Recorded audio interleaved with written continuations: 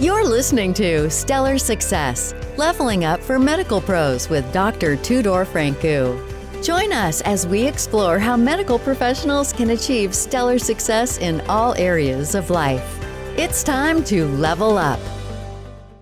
Hello, California. Hello, Susan, Sunny. how are you? I'm great, thank you. Thank you very much. How are Thanks you? for being here. Yeah. I want to Oh, kind of give the audience a little bit of an overview of your career. Can you just summarize it for us? sure. I am the owner of Sheridan In-Home Care. So Sheridan Care is 24 years old. And I started it based on the needs of my own family. And in Southern California, there's a great demand for home care. So in 2016, I opened a Palm Springs office. And from there, it just grew and grew. It's changed, it's evolved. Home care has evolved and changed a lot. So I'm the only one I know that's been in it this long who is female owned and also is not a franchise. I have a couple other companies I'm working on and a book and about home care and about my journey through the career that I've had mixed in with caregiver stories and client stories, which are also quite hilarious. So it's going to be a fun thing to finish.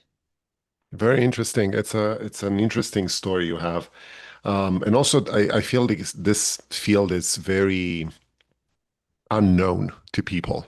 Like everybody assumes that there is somewhere, somehow, somebody who takes care of people in need. But we don't know how, we don't know how to organize this business. We don't know what it takes. So can you give us a little bit of a insight in what it is it to run this business? I think you're right. I think home care touches everyone or will touch everyone. They talk a lot about the statistics of, the aging population and the silver tsunami all the time. But what it takes to run it is really head down resilience and tenacity. It takes a white glove approach because it's a vulnerable product. We're selling peace of mind. We've got all the things in there, like vulnerability and people who need something, who have an illness or are aging in place. So it takes a lot of courtship, in my opinion, and a lot of white glove approach. And introducing a caregiver to a family is a very delicate proposition. Growing up, we've had nannies. I had a babysitter. I don't think we called them nannies then. My mom had a babysitter for us. And of course, we interview nannies now. We get nannies, so we're preparing. We always have to prepare for aging. And part of the preparation is really just realizing that we're going to grow old and how we do it is up to us and how we plan for it is really the critical part. Are we going to stay home in our largest asset? Sometimes is our home. Are we going to want to move to a facility? How important is socialization? So if I'm really social, which I'm not, extrovert, which I'm not, but it's not about me. But if I have a client who is, assisted living is probably a better place for them, or their friend is in a facility and they want to go there, or a couple moves in, or they stay at home and they bring care in. So, and what it takes to run all that is really patience and finding the right caregiver in and amongst a population of caregivers where there's a shortage. They are underpaid, in my opinion, and really sorting through 10 to get one really good one that's a perfect match. Yeah, I think psychologically you have to deal with a lot of clients that are not ready to do this for themselves. And I remember you saying that this whole thing started from a personal experience. Um, what happened? So my grandmother needed care. I really thought long and hard about it after making several trips back to Michigan, where I grew up. And I went to my mom and said, my parents were entrepreneurs. They have many businesses. So I have that DNA in my DNA. And I just said, what do you think about this? And she just started looking it up and said, it's the number three business to get into. And it's only going to get bigger. So watching caregivers with my grandmother, I was very close with, I come from a long lineage of Sheridans. So being raised by my grandmother partially. Sheridan Road was the farm we grew up on. Sheridan was homesteaded by my great grandfather. So that meant a lot to me, that name. So I just named it Sheridan Care. And then I got to see what that was like. I got a mentor who taught me a lot about this business. And I grew it from nothing to 115 employees pre-COVID, 6 million in revenue. But we can talk a lot about that, and we will and touch on that in the book as well. But that's nothing to me. It's a very evolving industry, but that's how it started, and it's very different now, but it's still my passion. Yeah, the most interesting businesses and stories in this field start from a personal experience, and I'm happy you're able to figure out the business model based on your personal experience here. I had one too with my mom, the same way, and I can tell you that from this side of the curtain, as a client or as the son of a client, it was a struggle for her to pass that mentality of someone coming into her home to take care of her. Psychologically, she was not ready in a way or another to have people in her home, or for that matter, to go in an assisted living facility. So it was, very stubborn, older age individual who refused any solution. So how do you approach someone like this? Like he doesn't, she doesn't want to go out of her house and she doesn't want to get anybody in her house, but she needs care. We're faced with that a lot. That's a brilliant scenario. That might be of the top three. That's really up there because they're resistant to care. Um, they've lived their whole lives, and then they go, "What do you mean I can't drive? What do you mean someone else has to do the heavy lifting for me?" So there's such a sense of pride there, and bringing in, we can call them personal assistants for the more stubborn people. We can say they're just here to help you with a little bit of help around the house. You can put it on yourself. You can say, Mom, it's really for me. I'm really busy. I'm running a podcast. I'm running a business. I've got kids to raise. I love you. I care about you. I want to show up in your life. And so I'm sending, Jane to take care of you. And and that will bring me great peace of mind to know that you're not, on the floor, because that's the next stage, right? If they fall. So they're so stubborn, they're so resistant, but then they'll get themselves into trouble. They fall or they break a hip and they're on the ground and no one knows. And then they get pneumonia, then they go to a facility and it's just spiraling down. So that little bit of care is what I think. You can start out really small. You can call them an assistant. You can put it on you. You can say, this is just for Wednesday. That's one of the other things that I'm sort of created right now and I'm almost done with it. It's so fun. It's to be doing an app is because a lot of home care companies want to sign you up for 4 or 6 hours at a minimum. So I'm creating a little platform for people to have 1-hour visits called Wellness Guard, and that will be a wellness check for someone like you. You'll see it on the app. Somebody's been there, somebody's visited, they've checked the following boxes, and there's a picture of my mom. And we hope to cluster that with neighborhoods, sort of like a pool guy or a gardener's that will see all of Santa Monica, one day, or all of, Studio City another day. So that our caregivers get a full day of work, but yet we touch a lot of people, and it's all based on the app. So getting around the 1-hour visit, I'm not here to pitch that. I'm just saying, you know, uh, it's important even to start out small. Yeah, definitely. Um, Now, I want to talk a little bit and touch a little bit on the business model you have and the relationship you have with the insurance companies, the way you get paid for it, and what is the percentage, I would say, this business model is efficient on a cash basis. And, what's your opinion on that? There's a lot of people entering the home care market right now. A lot of people want to get into this business. Doctors, I've seen a lot of private equity money coming in. And it's so interesting at 24 years in to see what's happening. But it's a hard business. It's not an easy business. You're dealing with people, Hmm. dealing with families, as you mentioned, a lot of personalities and a lot of dynamics. You're dealing with the actual client and their needs and disease. So, so to answer your question, it's it's private pay mostly.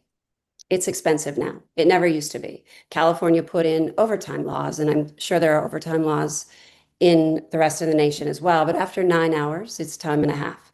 It's a lot of money. It's expensive now. When I started, it was probably not half of what it is. It was a little under half. It was maybe $17 an hour or $40 an hour for a caregiver who is licensed, bonded, insured, fingerprinted, uh, in a database with the state. So the state got involved about 6 years ago and said, we're going to create this Consumer Protection Act and say that every caregiver has to be in a database. They have to be fingerprinted. All their paperwork has to be in order. And now they're the watchdog of that, which is great because if a caregiver goes out, gets arrested, we get an email saying they got caught for shoplifting, they can no longer be a caregiver. It's strict now, which is really lovely. That presents, you know, a silver lining in that caregivers, you know, elder abuse gets somewhat eliminated under that Consumer Protection Act, which was the whole idea. So having it be $40 an hour, you got minimum wage now around 17. It's West Hollywood is different than Santa Monica, which is different than LA. So all these different little communities throughout one city have different wage orders. So you pay them, we pay people $20, $22 an hour. And therein lies your margin. But with that, you still have to insure them. You have to protect yourself, workers' comp, crime fidelity, general and professional liability, all that good stuff. That is a burden on me, so the family doesn't have to worry about it. Payroll taxes, along with that Consumer Protection Act came into play that everyone had to be employees. And I've always employed the caregiver. If you don't employ the caregiver, you're operating illegally in the state of California. So they're all employees. It's just a really buttoned up organization and an industry now. And so I think it's important to realize that your profits have, diminished a bit, but there's still an enormous need out there to make and create a successful home care company. But it's also an issue because the more clients and the more business you can have, the more staff you need. So tell me, how do you match those two things? Because I work in a business that works with people too, and I have many issues with staffing and recruitment and retainment. How do you get out of this? That's the number one problem. There is a nationwide shortage of caregivers. So it's a hard job. It's a flight attendant category job. It's really difficult and you deal with a lot of personalities and you just have to let it go off your back. But to some it's some culturally, it's a way of life. There's a lot of cultures who really love this kind of work and they're paid a little bit more with us. I mean, Sheridan, we've been around so long that I started a 401k plan a long time ago. So it's a nice place to work, my company. So I think that's important for retention. The shortage, to your point, is you have to hire a recruiter. Our recruiter works every day finding caregivers online, finding caregivers through good caregivers. We incentivize good caregivers to bring their entire families to work for us, and they do. So we have aunts, uncles, brothers, cousins, all these people who work for us, and it's really nice. So um, it's compensation, caregiver retention, and combating this shortage that's our daily struggle. Because I can get a call right now that says, I need a caregiver in Tarzana and staff it tonight, 12-hour shifts at night. And I'm going to be like, oh boy, who's available? Who's paperwork ready? It's an ongoing challenge, but hiring a recruiter was probably one of the smartest things I've ever done. Very nice. All right, Susan, I want to go back to yourself now a little bit and kind of pick your motivation of getting into this line of business. I understand your personal experience, but what kind of mindset does a person need to have to go into this field? It's a different animal. Is it? I know no other at this point in my life, except elder care. And so, wow, that's such a good question. What kind of mindset do I need? I have to. It's a bit thankless. It's a bit out of, away from me. It's like being a mom. You just do all these thankless things all the time, all week, and look for a little glimmer of hope that they like you. But yes, I think you have to be relentless. You have to be incredibly patient and the caregiver has to be really patient. But for me, when I take an inquiry, I'm a good listener, and I really listen to, and I hear your pain point. I hear you as a son, your pain point. I hear the mom who doesn't want care. So we try to bring all that under one umbrella and heal it with the caregiver. But I also, uh, when you bring in a disease like Alzheimer's and dementia, that's ever changing.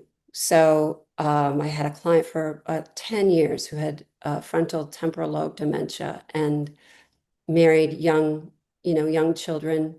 Navigating that case was one of the most heartbreaking things ever. It's just changed all the time. Young kids, husband who lost his wife physically.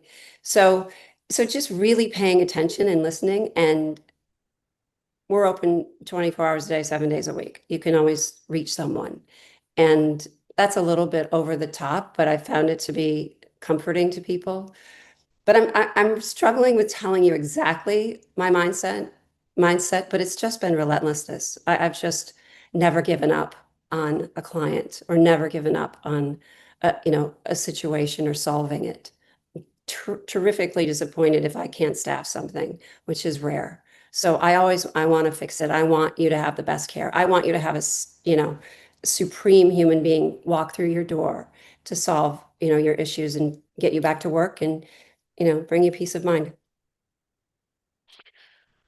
I'm sure, among all this successful stories that you've been through, there has to be something that didn't work out. Um, and I wanna find those buttons. Can you Oh tell boy. me one of those experiences you really learned from? I don't have just one. I have so many. And Yeah. that is, I always, and especially lately, this version of me is so good because of all those things. Um, I'm just at a point in my life where I'm really happy with who I am in the world. So I, I think what's shaped me is the overtime law was killer. You don't see these kinds of things coming. And so a class action suit for overtime.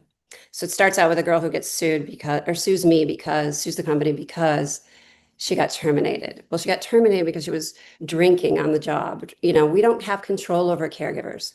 That's one of the things where it makes me very vulnerable is that I'm placing a caregiver in the home with your mom or dad, and I don't know exactly what they're doing. I'm relying on 100% feedback. So if I get a call saying there's all kinds of jewelry missing, which has happened, they're drinking, that's happened. They want overtime, and there was no overtime in place at the time. So we got sued with a class action suit, which I think is deplorable. That happened. The biggest setback, I will tell you, is COVID. And the number one key thing I learned there is when things are going really well, is when you get a coach, is when you put something in place, an infrastructure that reminds you that things are going really well. However, and I didn't do that. I grew it from nothing to X. And then I said, wow, this is great. I have a really nice lifestyle. I became a pilot. I bought an airplane. I started flying to work in Palm Springs. I started treating that as a family station wagon. Like it was really fun, but I wasn't paying attention, right? And things were going so well that I didn't have anyone to remind me that this isn't, it's not sustainable. So COVID comes along and says, all right, whack to your ego, to your infrastructure, to your lifestyle, to everything. And in amongst that, I was right in the middle of a divorce. So double whammy. And so those are the personal things that really humble me and make me really uber conscious now and aware, but also to raise my hand and ask for help. As a CEO, as a business owner, a lot of people struggle with being lonely. It's totally true. And thinking you can do it all on your own, get out of bed and just show up. Oh, that's 99% of it. But when you're an owner at that level with that many people, you have to have someone else to go, wake up. COVID took my business down 56%, where we were wearing masks and, you know, all this crazy stuff, but clients died from it. Caregivers didn't want to take a bus. People didn't want caregivers who took public transportation. People didn't want caregivers in their homes. They live with a bunch of people. Why would I want that? So terrifying. And it decimated the business, in my opinion.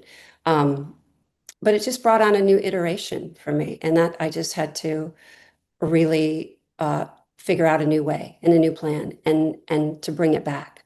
I'm a unique model in that I'm not a franchise, and lucky that I'm not. And that I can do what I want. I can morph it into anything. But personally, huge hit, huge hit. How long did it take to recover from this? Because I imagine, like you said, things are learned in hard times, not in good times. And you need a coach in good time, not in hard time. And you need to learn from your success as well as from your failures. But it comes a time that where, you hit a wall, and COVID was a wall. How did you pass through it? I didn't quit. I didn't give up.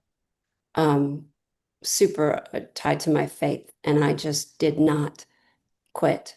I used a strength I that I didn't know I had. And I so think that's your mindset, by the way. You find the answer.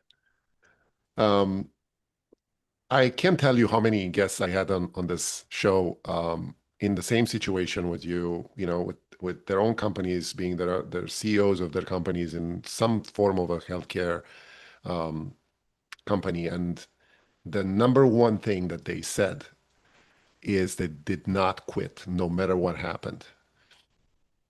I don't know if that's like in a DNA of somewhere, some kind of gene that we have, but I can't stress that enough for the situation you are in. brilliant point. It's almost animalistic. You just find a new gear. Quitting is not an option. It never occurred to me to give up. Never occurred to me. I was like, what? What are we doing? So I just thought, oh, let's go. So now kind of try to find out from you, like with what you described so far. What do you think the main challenge for this type of business will be in the next future? It's cost and workforce shortage. It's you asked me how you pay for this, and it is private pay, but I would love to see a program. Medicare Advantage is a bit of a very clunky, broken system that was supposed to pay for home care, but doesn't. Um, the biggest challenge still is economics and finding good people. There's a lot of people suffering because they can't afford home care right now. It's a shame. Mm, Paying people $20 an hour, uh, it's a lot of money. It's expensive. So there's long-term care insurance. If people had the foresight to buy that policy, they'll be fine. Mhm. Private pay, if you take all these tools like an equity line of credit on your home, a reverse mortgage, which is absolutely abysmal, the economics of that. There's different policies, annuities that will pay for our care.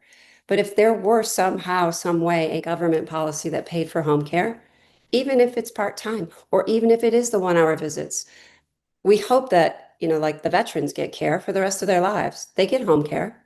It's part-time, but they get it. So I know it's possible, but I do see going forward, there has to be a way because it's very broken and Alzheimer's is on the rise, Parkinson's. There's a lot that goes with that silver tsunami, but mostly it's there's got to be some reprieve to the economics of this. And the caregiver shortage, I don't think is going away.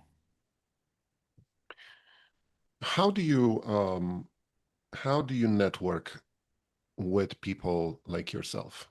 Is Mm. there any type of community, organization, meetings, conferences? How do you stay current?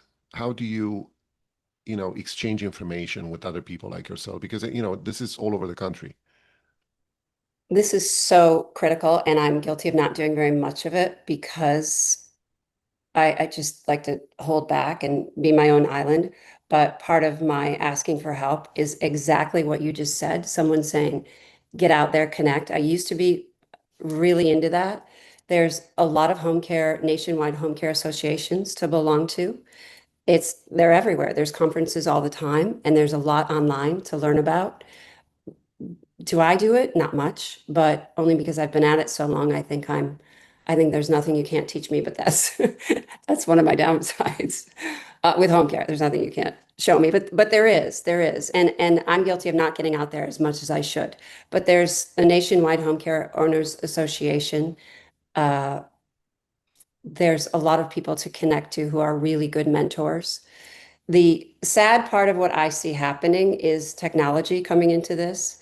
So it will change. I see, big, huge companies buying venture-backed companies, software companies buying home care franchise companies in their entirety and then putting them on the platform, putting them on their app. So then it becomes, oh, I want a caregiver. He looks good. Boom, he shows up. Well, you didn't want a male, you didn't want someone who doesn't drive and cook. You wanted X, Y, and Z. So I see technology being put in place and trying to disrupt that and change it. It makes it more efficient, but it's very impersonal.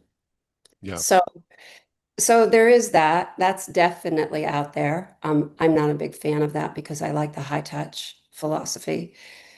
But yes, there's a lot I could be doing, and there's, more of this. Like meeting you and talking to you about this is like giving me, a lot of incentive to do more and to get out and connect and learn from other home care owners uh, who are out there. But there's, Yeah, it's a as I said in the beginning, I think it's a field that uh, doesn't get a lot of attention in the business world and in healthcare in general. And I don't know how people, can deal with this because everybody has a parent, everybody has a grandparent that will need this at some point.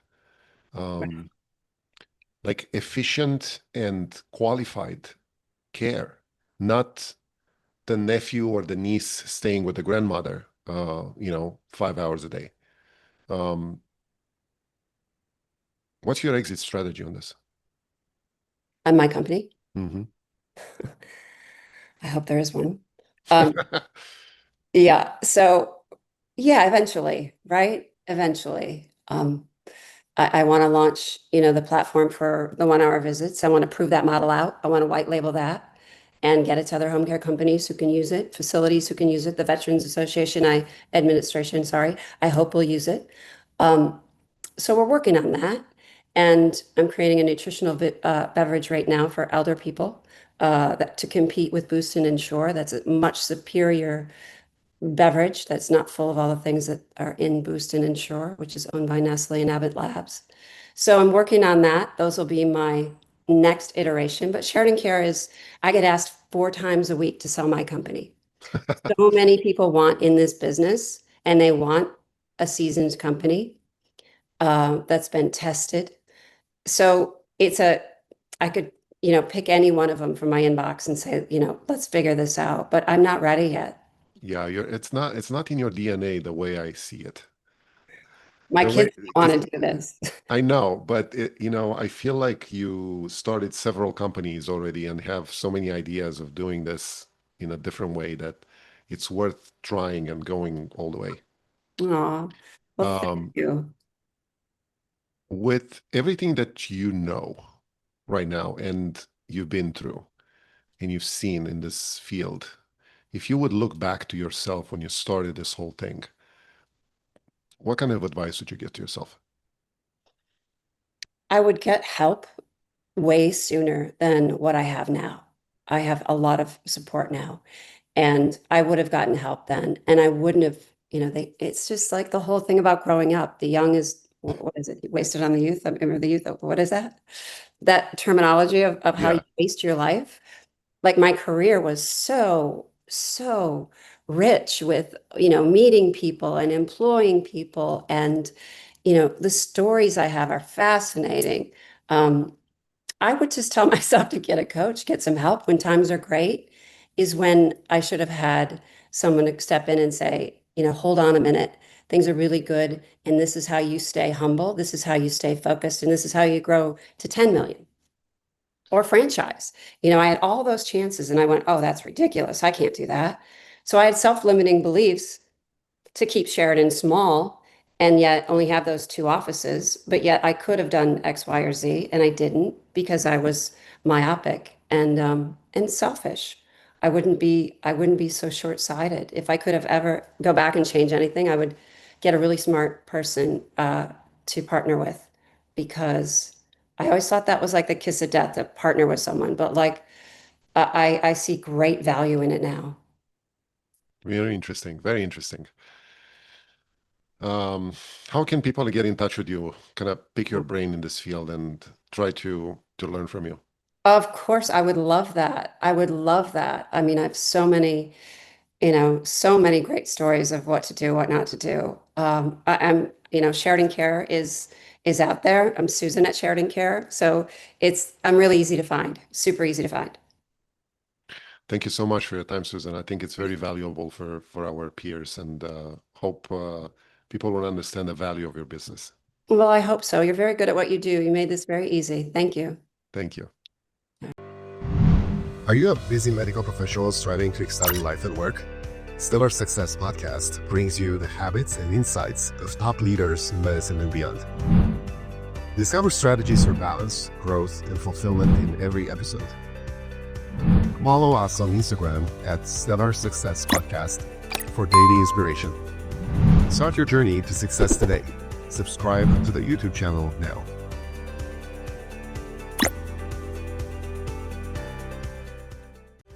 That's a wrap on Stellar Success, Leveling Up for Medical Pros with Dr. Tudor Francu. Interested in joining us? Go to stellarsuccesspodcast.com/guest to apply. Stay stellar and level up.